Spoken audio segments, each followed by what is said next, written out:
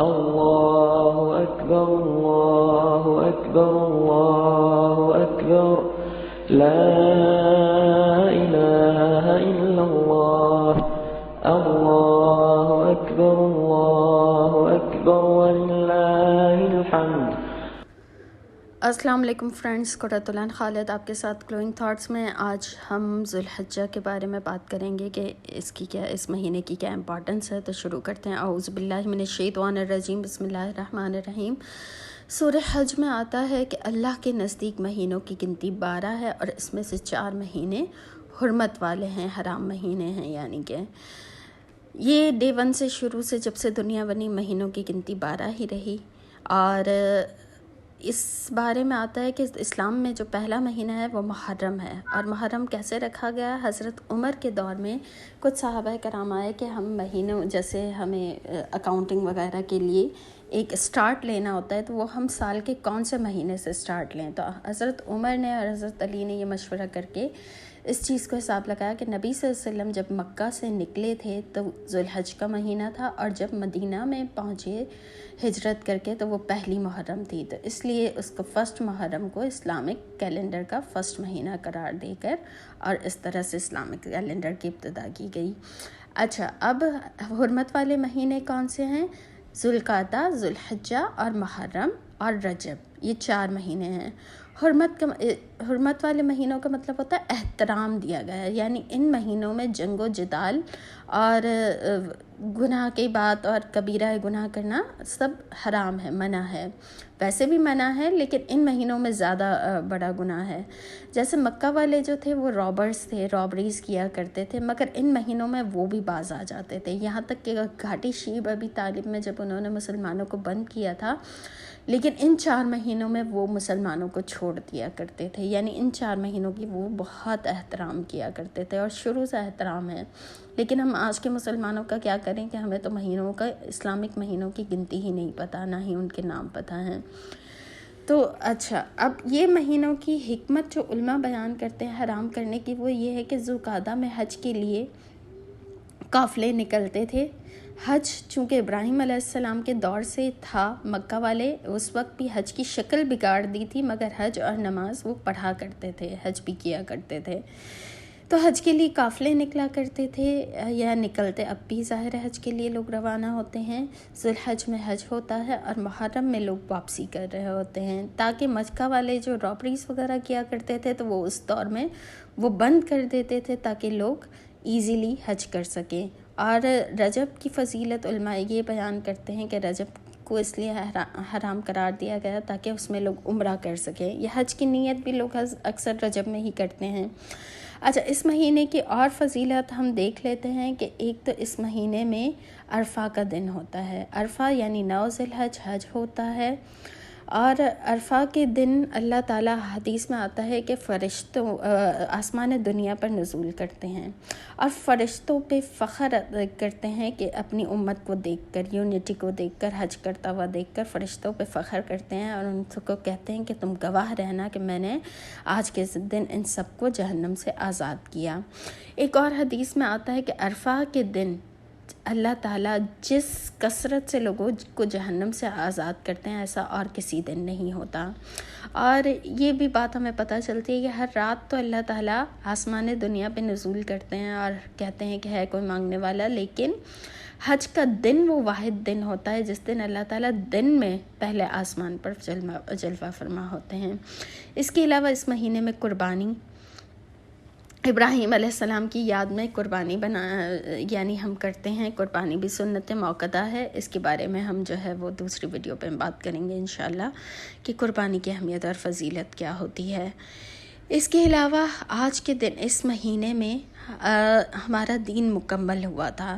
نبی صلی اللہ علیہ وسلم نے جب حجۃ الوداع کیا اور آخری خطبہ دیا، اس کے بعد سورہ مائدہ کی آیت نازل ہوئی کہ الیوم اکملت لکم دینکم، آج ہم نے تمہارے لیے تمہارا دین مکمل کر دیا، واتممت علیکم نعمتی، اور تم پر میری نعمت تمام کر دی، ورضیت لکم الاسلام دینا، اور تمہارے لیے اسلام کو بطور دین پسند کر لیا۔ دین مکمل ہو گیا، نعمت تمام ہو گئی، یعنی اب دین میں کوئی نئی چیز نہیں ایجاد ہو سکے گی۔ ایک یہودی نے حضرت عمر سے کہا کہ یہ آیت اگر ہماری تورات میں یا بائبل میں ہوتی تو ہم اس دن کو عید مناتے۔ پھر اس کے علاوہ اس مہینے میں یعنی ہمارا ایک امپورٹنٹ تہوار عید، نبی صلی اللہ علیہ وسلم جب ہجرت کر کے مدینہ پہنچے تھے تو مدینہ والے 2 دن تہوار منایا کرتے تھے اور کھاتے پیتے اور انجوائے کرتے تھے، فیسٹیول ہوتے تھے۔ تو آپ صلی اللہ علیہ وسلم نے پوچھا کہ یہ کیا کرتے ہیں، تو مدینہ والوں نے کہا یہ ہمارے تہوار کے دن ہیں۔ تو آپ صلی اللہ علیہ وسلم نے کہا اللہ نے تمہیں اس سے بہتر 2 دن عطا کیے ہیں تہوار کے لیے، اور وہ ہے ایک عید الفطر اور دوسرا ہے عید الاضحیٰ، قربانی کا دن۔ اچھا، دونوں تہواروں کے ساتھ آپ دیکھیے عبادات جڑی ہوئی ہیں، یعنی رمضان کے روزوں کے بعد عید الفطر اور حج کے بعد عید الاضحیٰ۔ پھر ان مہینوں میں ایام تشریق ہوتے ہیں۔ ایام تشریق 11، 12 اور 13 ذی الحج ہے، جس کے بارے میں آتا ہے قرآن میں کہ وَاذْكُرُوا اللَّهَ فِي أَيَّامٍ مَّعْدُودَاتٍ، کہ اللہ کا ذکر کرو ان گنتی کے چند دنوں میں۔ اس کے بارے میں احادیث میں آتا ہے کہ ایام تشریق جو ہے وہ اللہ کا ذکر کرنے کے اور کھانے پینے کے دن ہیں، یعنی ان دنوں میں روزہ رکھنا جائز نہیں ہے۔ ایام تشریق کے دن نہ ہی حاجی کو اور نہ ہی ہمیں روزہ رکھنا جائز ہے۔ لیکن 9 ذی الحج جو عرفات کا دن ہوتا ہے، اس دن کا روزہ رکھنا سنت سے ثابت ہے، یعنی اس دن اللہ تعالیٰ نبی صلی اللہ علیہ وسلم نے فرمایا کہ میں اللہ سے امید کرتا ہوں کہ 9 ذی الحج کا روزہ 2 سالوں کا یعنی گزشتہ اور آئندہ دونوں سالوں کا کفارہ ہے، یعنی دونوں سال کے گناہ معاف ہوتے ہیں اس سے۔ اس کے علاوہ احادیث میں ہمیں ملتا ہے آپ صلی اللہ علیہ وسلم کی زوجہ سے روایت ہے کہ نبی صلی اللہ علیہ وسلم 4 کام کبھی نہیں چھوڑا کرتے تھے۔ اس میں ذی الحجہ کے 9 روزے یعنی شروع کے 9 دن کے روزے، اس کے علاوہ ایام 20 کے روزے یعنی ہر مہینے کی 13، 14، 15 کے، عاشورے کا روزہ اور فجر کی 2 سنتیں، یہ 4 کام نبی صلی اللہ علیہ وسلم کبھی نہیں چھوڑا کرتے تھے۔ تو کوشش کریں کہ ان 9 دنوں میں جتنے روزے رکھ سکیں آپ رکھیں، اور اگر نہ رکھ سکیں تو 9 ذی الحجہ کا روزہ ضرور رکھیں۔ اچھا، ان 10 دنوں کی بہت امپورٹنٹ ہے، شروع کے 10 ڈیز کی، اس کے بارے میں قرآن میں آتا ہے والفجر ولیال عشر، قسم ہے فجر کی اور 10 راتوں کی، اور وہ 10 راتیں یہ والی ہیں ذی الحجہ کے شروع کے 10 ڈیز۔ اور قسم اسی چیز کی کھائی جاتی ہے جس چیز کی امپورٹنس ہوتی ہے، جیسے والقرآن الکریم، قرآن کی قسم کھائی گئی، یا والعصر، عصر کے وقت گزرتے ہوئے وقت کی قسم کھائی گئی۔ تو یہ چیزیں اللہ کے نزدیک بہت امپورٹنٹ ہیں۔ اچھا، دن اور مہینے اللہ کے نزدیک سب ایک جیسے ہیں، لیکن کچھ چیزوں، کچھ گھڑیوں کو اللہ نے اپنے فضل سے جو ہے اس میں اس کی امپورٹنس دی ہے، اپنا فضل عطا کیا ہے ان گھڑیوں میں، تاکہ ان میں عبادات کرنا جو ہے وہ اللہ کو زیادہ پسند ہے۔ جیسے جمعے کے دن اللہ کو دنوں میں سب سے زیادہ جمعے کا دن پسند ہے، اسی طرح اللہ کو وقت میں، اوقات میں دعا کی قبولیت کے لیے سب سے زیادہ آدھی رات کا وقت پسند ہے، اسی طرح دنوں میں راتوں میں اللہ تعالیٰ کو شب قدر پسند ہے، اور اسی طرح یہ 10 ڈیز میں دنوں میں اللہ کو یوم عرفہ کا دن پسند ہے۔ تو اسی طرح ان 10 ڈیز کی فضیلت اس لیے ہے کہ ان 10 ڈیز میں اچھے اعمال کرنا، اللہ کو نیک اعمال کرنا، احادیث میں آتا ہے کہ اللہ کو اتنا پسند ہے ان 10 دنوں میں نیک اعمال کرنا کہ اس سے زیادہ افضل اللہ کے نزدیک اور کوئی دنوں میں نیک اعمال کرنا نہیں ہوتا۔ تو صحابہ کرام نے پوچھا کیا جہاد بھی نہیں؟ تو آپ صلی اللہ علیہ وسلم نے کہا نہیں، جہاد بھی نہیں، یہاں تک کہ ایک مجاہد اپنا جان اور مال لے کر اللہ کی راہ میں نکلے اور اس کی جان بھی چلی جائے اور اس کا مال بھی چلا جائے، یعنی وہ شہید ہو جائے۔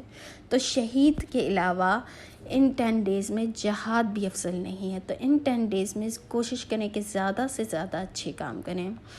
تکبیرات ان 10 ڈیز میں احادیث میں آتا ہے کہ زیادہ سے زیادہ تکبیرات اور تسبیحات اور اللہ کے حمد و ثنا بیان کریں۔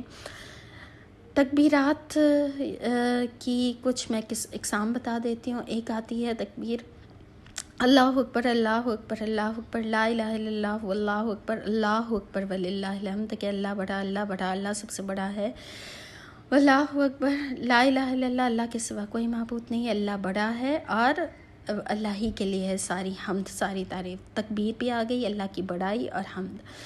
نیکسٹ ہے اللہ اکبر کبیرہ الحمدللہ کثیرہ سبحان اللہ بکرۃ و اصیلا، کہ اللہ کی بڑائی ہے، اس کی حمد ہے کثرت سے، اور سبحان اللہ اللہ پاک ہے، بکرۃ و اصیلا صبح اور شام اللہ کی پاکی۔ اس کے علاوہ تیسری تکبیر ہے سبحان اللہ والحمدللہ ولا الہ الا اللہ اللہ اکبر اللہ اکبر اللہ اکبر وللہ الحمد۔ اور بھی تکبیرات آپ کو مل جائیں گی، آج کل تو ماشاءاللہ اتنی سہولتیں ہیں کہ آپ یوٹیوب پہ تکبیرات لکھ کے سرچ کریں تو آپ کو ہر طرح کی تکبیرات مل جائیں گی۔ تکبیرات کے حوالے سے آتا ہے کہ صحابہ کرام ان 10 ڈیز میں تکبیرات اس طرح کیا کرتے تھے کہ حضرت ابو ہریرہ اور حضرت عبداللہ بن عمر ان 10 ڈیز میں خاص طور پہ بازار میں نکلتے تھے اور زور زور سے تکبیرات پڑھتے تھے، تاکہ جو لوگ اپنے کاموں میں مگن ہیں اور وہ بھول گئے ہیں تکبیرات، تو ان کو ایک ریمائنڈر مل جائے، یعنی ان کو یاد آ جائے اور وہ بھی تکبیرات پڑھنا شروع کر دیں۔ حضرت عبداللہ بن عمر کے بارے میں آتا ہے کہ وہ کیا کرتے تھے، اپنے منا میں اپنے خیمے میں اتنی زور سے تکبیر پڑھتے تھے کہ منا والوں کو آواز چلی جاتی تھی، منا والے پھر تکبیرات پڑھتے تھے تو بازار والوں کو آواز چلی جاتی تھی، اور اس طرح پھر بازار والے پڑھتے تھے تو مزید اور لوگوں کو، اور پورا منا پورا مکہ جو ہے وہ تکبیرات سے گونج اٹھتا تھا۔ آپ دیکھیں آج کل کے دور میں کوئی کانسرٹ اس طرح کرے فل والیوم سے تو کوئی کچھ نہیں کہتا، لیکن کوئی اس طرح تکبیرات پڑھے تو لوگ کہیں گے پاگل ہو گیا ہے، نیکی کا دکھاوا کر رہے ہیں۔ اگر گناہ لوگ زور و شور سے کریں تو کوئی دکھاوا نہیں ہوتا، لیکن نیکی کو اگر لوگ ریمائنڈر کے طور پہ اگر اس کو ذرا زور سے بیان کریں تو لوگ سمجھتے ہیں دکھاوا ہوتا ہے۔ عورتیں بھی تکبیرات کا اہتمام کریں، اپنے گھر میں پڑھیں، عورتیں بولیں گی تو ان کے پیچھے بچے بھی بولیں گے، بچوں کو بھی سکھائیں۔ علماء کہتے ہیں کہ ان 10 ڈیز کی فضیلت اس لیے بھی ہے، انہوں نے اپنا نقطہ بیان کیا ہے، یہ حکمت، کہ ان 10 ڈیز میں ساری عبادتیں ایک ساتھ مل جاتی ہیں۔ جیسے توحید تو ہے، توحید کے ہی اس سے پھر ہم نمازیں بھی ادا کرتے ہیں، حج کرنا، مال خرچ کرنا، یعنی حج کے لیے لوگ جاتے ہیں تب بھی مال خرچ کرتے ہیں، اور قربانی ہوتی ہے اس پہ بھی مال خرچ کیا جاتا ہے، اور پھر روزے رکھنا، یہ سارے نیک اعمال ان 10 ڈیز میں آ کے مل جاتے ہیں۔ ایام تشریق جو ہے ان 3 دنوں میں بھی زیادہ سے زیادہ تکبیرات پڑھنی چاہیے، اور ہر نماز کے بعد 3 دفعہ تکبیرات کا اہتمام ضرور کیا کریں، 13، 14 اور 15 ذی الحج، یعنی قربانی کے دن سے لے کر 13 ذی الحج تک، یعنی عید کے چوتھے دن تک۔ اس کے علاوہ ان 10 ڈیز میں آپ جب چاند نظر آئے تو چاند نظر آنے سے پہلے ہمیں احادیث میں ملتا ہے کہ جو کوئی قربانی کا ارادہ کرے اسے چاہیے کہ اپنے بال اور ناخن نہ ترشوائے، اور قربانی ہونے کے بعد اپنے بال اور ناخن کاٹے، عید کی نماز کے بعد، قربانی کے بعد۔ اب کچھ بچے یا کچھ لوگ کیا کرتے ہیں کہ وہ لوگ فیشن کے طور پہ بال بڑھا رہے ہوتے ہیں، نیلز بڑھا رہے ہوتے ہیں، اکثر اسکول کالجز کے بچے یہ کرتے ہیں، اور پھر کہتے ہیں کہ ان 10 ڈیز میں تو جائز نہیں ہے، تو جائز کی بات نہیں ہے، یہ سنت ہے، اور اس کے بارے میں لیکن یہ روح جیسے ہمارے ہاں یہ ہو گیا ہے کہ اب عبادات کی روح نہیں رہی، اور ہم یہ چیزیں فیشن کے طور پہ کرتے ہیں اور دین کے نام پہ کرتے ہیں، تو پلیز یہ چیز نہ کیا کریں۔ 10 ڈیز سے پہلے آپ نے بال ترشوا لیے، صفائی کر لی، ناخن کاٹ لیے، اب 10 ڈیز تک اتنے ناخن نہیں بڑھیں گے کہ آپ جو ہے وہ بھوت لگنا شروع ہو جائیں، تو اس لیے 10 ڈیز کے بعد آپ دوبارہ کٹنگ کر لیں جب قربانی ہو۔